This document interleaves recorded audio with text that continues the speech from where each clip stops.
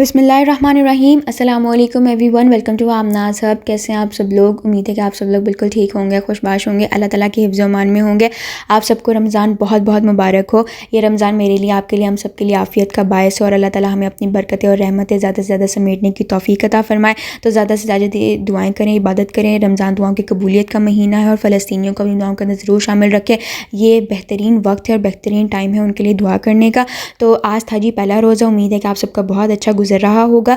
तो आज हम इफ्तारी स्पेशल एक बहुत मज़ेदार सी चीज़ लाए हैं, चिकन वेजिटेबल बंस। और ये इतने अच्छे और मज़ेदार से बनते हैं और एकदम क्रिस्पी होते हैं, बेकरी स्टाइल बिल्कुल ये बनते हैं।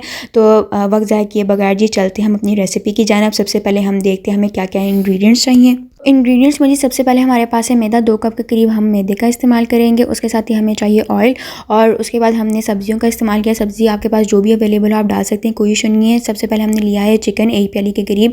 ये बॉयल किया हुआ, श्रेड किया हुआ चिकन था। आप चाहें तो स्टेप को स्किप भी कर सकते हैं, आप सिर्फ वेजिटेबल से भी बना सकते हैं। चिकन पाउडर अवेलेबल है तो वो भी डाल सकते हैं। उसके बाद सबसे पहले हमने बंद गोभी ली है, उसके साथ ही एक हमने छोटी शिमला मिर्च ली, एक दरमियानी साइज़ का हमने प्याज लिया था। उसके साथ ही हमने ली थी गाजरें। आपके पास जो भी अवेलेबल है आप वो ले सकते हैं, आप चाहें तो उसकी जगह आलू भी ले सकते हैं। उसके बाद थोड़ी सी हम कलौंजी का इस्तेमाल करेंगे, सफ़ेद तिल है हमारे पास, और उसके साथ ही हम सोया सॉस का इस्तेमाल करेंगे। ज़ीरा पाउडर है हमारे पास, कुटी लाल मिर्च का इस्तेमाल करेंगे और उसके साथ ही हम कुटा हुआ धनिया इस्तेमाल करेंगे, नमक, और उसके साथ हम थोड़ा सा अदरक लहसुन का पेस्ट इस्तेमाल करेंगे। बिस्मिल्लाह पढ़ के जी शुरू करते। तो सबसे पहले हमने मैदे को गूंदना है। उसके लिए हमने एक बाउल ले लेना है और मैदे को हमने छान लेना है। 2 कप के करीब हमने मैदा लिया है, उसको हमने छान लेना। अब इसके बीच में बाकी के अज़ा शामिल करेंगे। तो सबसे पहले हमने डाला है नमक, आधी टीस्पून के करीब हम नमक का इस्तेमाल करेंगे।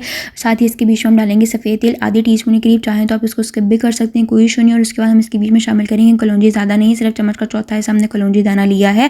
और उसके साथ ही इसके बीच में हम शामिल करेंगे ऑयल, ज़्यादा नहीं, सिर्फ और सिर्फ 2 से 3 टेबलस्पून आपने इसके बीच में ऑयल के शामिल करने हैं, ठीक है। और ये सारी चीज़ें शामिल करने के बाद आपने फ़ौरन इसके बीच में पानी नहीं डाल देना, ठीक है, बल्कि इसको हाथ की मदद से ज़रा इसको हम अच्छे से मिक्स करेंगे ताकि ये पहले अच्छे से सारी चीज़ों की आपस में बाइंडिंग हो जाए। ये आप देख सकते हैं कि आहिस्ता आहिस्ता से हमने इसको मिक्स कर लेना और कुछ इस तरह की इसकी सूरत हाल निकल आएगी, ठीक है। अब इसके बीच में हमने थोड़ा थोड़ा करके इसके बीच में पानी शामिल करना है। इसको बिल्कुल आटे की तरह आपने नहीं गूंदना, बल्कि आहिस्ता आहिस्ता से थोड़ा थोड़ा पानी करके आपने इसके बीच में डालना है और इसको गूंद लेना है आराम आराम से। तो यहाँ पे जी मैदा हमारा मुकम्मल तौर पे गीला हो चुका है और उसको पूरा गीला करने में हमें बस आधा ग्लास के करीब हमें पानी का लगा था, ज़्यादा नहीं लगा था, ठीक है। अब पानी हमने शामिल कर दिया। अब इसको हम गूंद लेंगे अच्छे से, जैसे हम नॉर्मल कोई भी आटा गूंदते हैं। तो यहाँ पे इसको जी मैदे को हमने गूंद दिया, हमारी अच्छी सी प्यारी सी डो तैयार होगी। ना ही ये बहुत ज़्यादा सॉफ्ट है, ना ही बहुत ज़्यादा हार्ड है, नॉर्मल सी है। अब हमने क्या करना है कि इसके ऊपर हमने लगाना है ऑयल, बस हल्की सी हाथ के ऊपर ही ग्रीसिंग करके इसके ऊपर हम फेर देंगे और इसको हमने रेस्ट देना है कम से कम 10 से 15 मिनट का। तो जब तक के लिए हमने मैदे को रखा है रेस्ट के लिए, तब तक हम बना लेते हैं अपनी अंदर वाली फिलिंग। तो उसके लिए सबसे पहले हमने पैन ले लिया, फ्लेम ऑन करेंगे और उसके बीच में हमने 2 टेबलस्पून के करीब ऑयल शामिल किया है। अब हमने इसके बीच में शामिल करनी अदरक लहसुन की पेस्ट, 1 टीस्पून के करीब हमने अदरक लहसुन की पेस्ट शामिल की थी और इसको हमने पकाना है, ज़्यादा नहीं, बस हल्का सा हम इसको पकाएंगे, हल्का सा फ्राई करेंगे ताकि इसका कच्चापन ख़त्म हो जाए। और अदरक लहसुन को बस हल्का सा पकाने के बाद, हल्का सा सौते करने के बाद हमने इसके बीच में शामिल करना है चिकन। ये 1 प्याली के करीब हमारे पास बॉयल किया हुआ और श्रेड किया हुआ चिकन था, ये हमने इसके बीच में डाला है।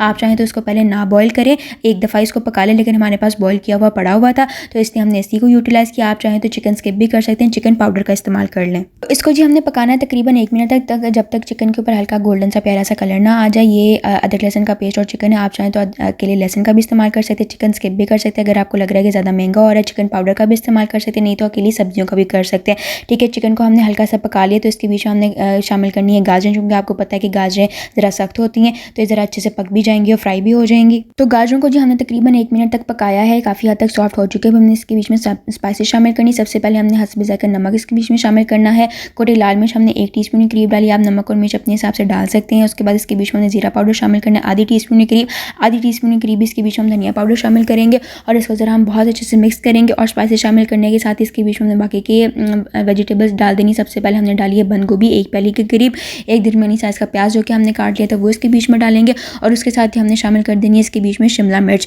आप अपनी मर्ज़ी से जो भी चाहें आप सब्ज़ी डाल सकते हैं, जो भी ऑन द स्पॉट आपके पास अवेलेबल हो वो आप शामिल कर दें। आप इसकी जगह आलूओं का भी इस्तेमाल कर सकते हैं। इसको ज़रा हम अच्छे से मिक्स करेंगे और इसको ज़रा पकाएंगे ताकि सब्ज़ी अपना पानी ना छोड़े।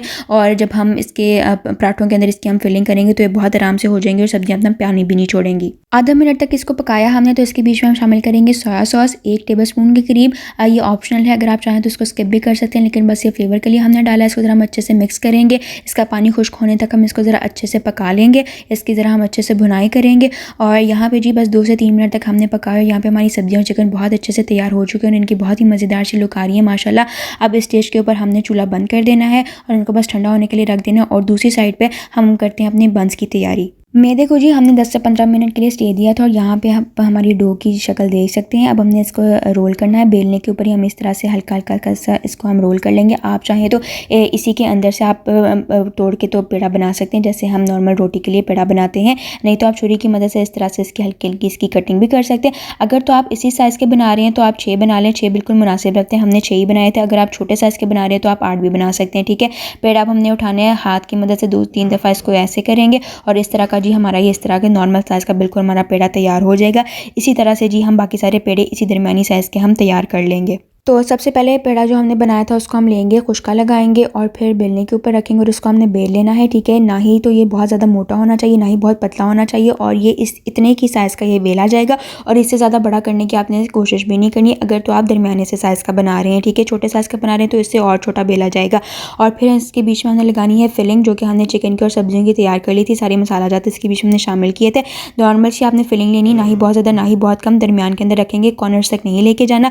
फिर एक साइड से हमने डो को उठाना और इसको इस तरह से ऊपर रख देना है, बंद कर देना है। इसी तरह साइड्स को हम उठाएंगे और इसको हम बंद कर देंगे। पानी की ज़रूरत नहीं है, उसके बगैर ही ये बहुत आराम से हो जाएगा, ठीक है। और उसके अंदर जो एक साइड जो हमारी रह गई है, इस साइड पर हमने इस तरह से कट्स लगा देने हैं। पूरा हमने नहीं काटना, बल्कि थोड़ा थोड़ा से हमने काटना, 4 से 5 कट लगा देने और फिर इसको भी हमने उठा के तो इस तरह से इसको बंद कर देना। और ये जो हमने कट लगाए हैं इससे इतनी प्यारी और खूबसूरत से डिज़ाइनिंग बनती है कि जिसकी कोई हद नहीं और एकदम बेकरी वाली लुक आती है, ठीक है। और आप चाहें तो उसके ऊपर तिल और कलौंजी लगा सकते हैं, ना भी लगाएं तो कोई इशू नहीं, क्योंकि हमने डो के अंदर ऑलरेडी लगाए थे। तो अब जी चलते हैं फ्राई करने की तरफ। फ्राई करने के लिए जी हमने ऑयल ले लिया है, फ्लेम भी ऑन कर दिया है और जब ऑयल गर्म हो गया तो इसके बीच में हमने बंस डाल देने हैं। आप चाहें तो उसको डीप फ्राई भी कर सकते हैं, शैलो फ्राई भी कर सकते हैं। हमने डीप फ्राई और शैलो फ्राई के बीच वाला काम किया था। ना ही तो ऑयल बहुत ज़्यादा था, ना ही बहुत कम था। और एट अ टाइम आपने उतने ही बंस डालने जितने आपके पैन के अंदर ईजिली फिट आ सकें और आप इनको पलट सकें।